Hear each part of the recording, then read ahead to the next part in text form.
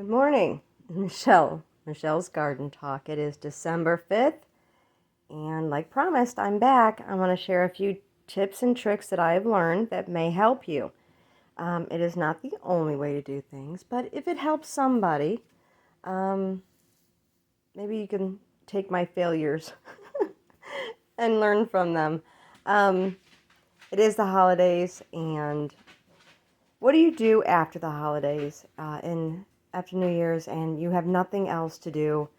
And people get a lot of very antsy, very unsettled because they can't wait to get back outside. You know, the holidays are done, but it's still too cold. So what do? You garden prep. Right now it is, like I said, December 5th, so we're still knee deep in holiday season. So I have plenty to do, but some things I want to share. Some things I've learned, marking my rows with what I have in them. Yes, you do tend to forget where your rows start and stop. Because my daughter is an avid milk drinker. Use what you've already bought before you throw it away. If you can find a second purpose for it, then do that. Now these are the colored milk jugs, and I have found that the white milk jugs work also. Not so much for the foggy, cloudy, clear ones because you're going to write on them, and you're going to want to see that from a distance. But so I like to use the yellow ones because they really stick out. But what we're making is plant markers. And you don't need a bunch, and you can use them multiple years in a row. So actually, they do fade a little bit, so you can just take a Brillo pad and clean it off and have them ready for the next year. So it's not like you have to do this every year. But now in a marker, I marked. You go not with your good pair of scissors. Just your average kitchen scissors or a spare pair. Do not use your mom's fabric scissors. Just saying. So yeah, you cut down here, and then right where it starts to turn, you cut straight across. On the bottom, you cut straight across to here. Okay, and after you cut that out, and it is fairly easy to cut out, please clean your milk jugs before you cut. Some stinky business if you don't. It'll look like this. Now we just throw this away. If you wanted to, you could finish cutting off the bottom and use the bottom as a starter tray for seeds. There's just a couple different things you could do.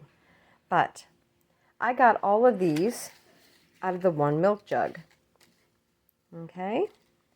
And you mark what you want in the row, and then you just stick them in. And they will take a lot of weather conditions. Use a permanent marker. But like I said, it does fade somewhat to rub it off and relabel them next year if you want to. And you just save them.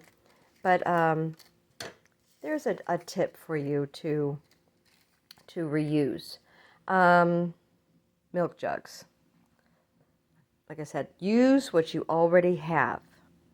Okay, next, another trick I have is kitchen scraps.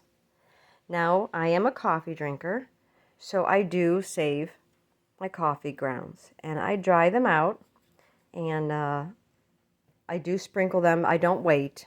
I either put them in my compost pile or I sprinkle them in my raised beds. Coffee grounds are very, very good. They are a natural bug repellent also. They're good for mosquitoes, wasps, bees. However, you do want the bees to come in, so I'm not saying use a cup's worth of coffee grounds for every plant. Sprinkle it in, and it does take a while to break down. You don't want moldy. You don't want ones that have been, you know, sitting on your countertop or in your coffee maker for a while. You want fresh brewed, and then when you're done, you know, after an hour, they cool down. You can take them out to your compost or just dump them into your beds. Uh, let's see. They also keep the slugs away and the fire ants, snails, those pesky rabbits. Oh, we had such a bad problem with rabbits last year. Um, Also, we have, because we live in the country on a farm. Apparently, we're the spot people like to drop their cats off. And, you know, cats being cats, they're not being bad. They're being, you know, natural cats. And you gotta go, you gotta go. And so my raised boxes can often look a lot like a litter box. They do not like the smell of coffee grounds in their litter box. So you sprinkle this in your beds, your compost, and it should keep all the stray cats out. It's not 100 proof. Don't say, you know, I seen a cat in there and I put coffee ground. It's not 100 proof, but it does deter them from using it as a litter box. Very good, very good. Thinly sprinkle on top of the soil. Um, do not put it right on your plants. Do not put a bunch, because it can inhibit the growth from the caffeine in it. If there's too much, or it's right up on the plants. It's also nitrogen, so you can experience, like on roses, you can have some nitrogen burn on the leaves. So not so close. Thinly sprinkle it on there. Again, it's called use coffee grounds. You're going to throw them out anyway. If you want to just start a compost pile, and then when it breaks down, you know it's completely safe for your plants. First, putting it directly on there, it's clearly up to you. But I've heard that, you know, fertilizers are going to be short this year. So this is just one I've used for years. And I normally, like I said, I'll just take this right out. Another one I use, because we have chickens, and so they give us a lot of eggshells. And when we make breakfast, you know, and I save the eggshells or I do some baking, I rinse them out, I let them dry, and I either put the dried eggshells in a frying pan and heat them up, or I put them on a pan in the oven and heat them up to kill off any bacteria or salmonella. That also dries them out, makes them easier to crumble up into a powder. You can hear them crunching. They're really, really big. Crumbly pieces right now. I can make them smaller, but yeah, just your average eggshells, organic, no chemicals. They do add calcium carbonate, potassium, and some phosphorus into your garden also. So they also deter slugs from crawling across the ground to your delicious lettuce and celery plants. They don't like it. It tends to hurt when they crawl across them. So I do that. I put eggshells in. It is also very good for, you know, tomatoes, peppers, eggplants, broccoli, spinach, Swiss chard, lettuce, marigolds, a lot of them. Or you could just put it in your compost. Same thing with the coffee grounds, and let, you know, nature take its course, breaking it down. Now, for my size of garden, it is a pretty decent sized garden.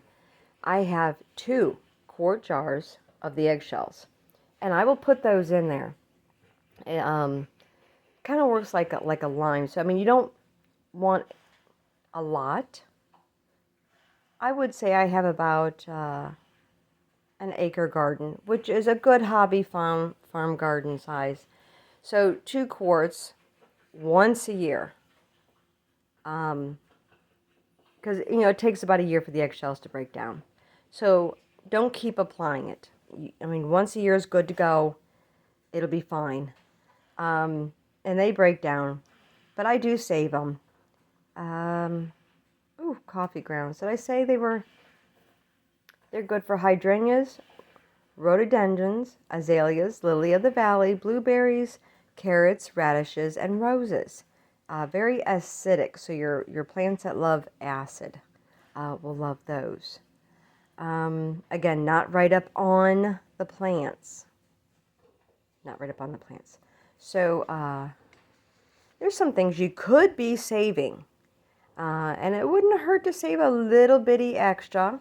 I mean, you never know if a neighbor might need something to perk up their plants, their house plants or whatever. Save your milk jugs, save your half-gallon jugs, your any container. I've even used a really large butter bowl, like a Crocs butter bowl, because it was like a tan color and I could mark on it. Works the same, just cut them into strips. It's not going to break down in the landfill. So if you can use it a second time and give it a second purpose, please do that. Another thing I do, because my brain, yeah, like I said, I get squirrel syndrome really bad all the time. So staying focused is hard, and I have lots of Post-it notes everywhere. And so I took a paper bag from my grocery store. I don't think they have them anymore, but any paper, and I copied this companion planting chart off of Pinterest. I do a lot of companion planting to utilize all the spaces. So like in this column here, I have plants. You know, beans, beetroot, eggplant, broccoli, cabbage, cauliflower, carrot. You know, I have all my plants. And then in this column, I have good. So, what is that? Beans. Beans are good to plant with corn, sunflower, lavender, cabbage, cucumbers, and strawberries. They do really well next to those plants. However, beans do not do good, in my bad column, with onions, garlic, and fennel. Okay? Lettuce do really well with the carrots, radish, strawberries, cucumber, and beans. Okay, they do not do really well with the parsley and the celery. So, like potatoes, chili peppers, nasturtium, marigold, zucchini, squash. Let's see. Oh, marigolds. Make little notes too. Let me try to get rid of this glare here. Ooh, no, okay. Let me see if I hold it up maybe.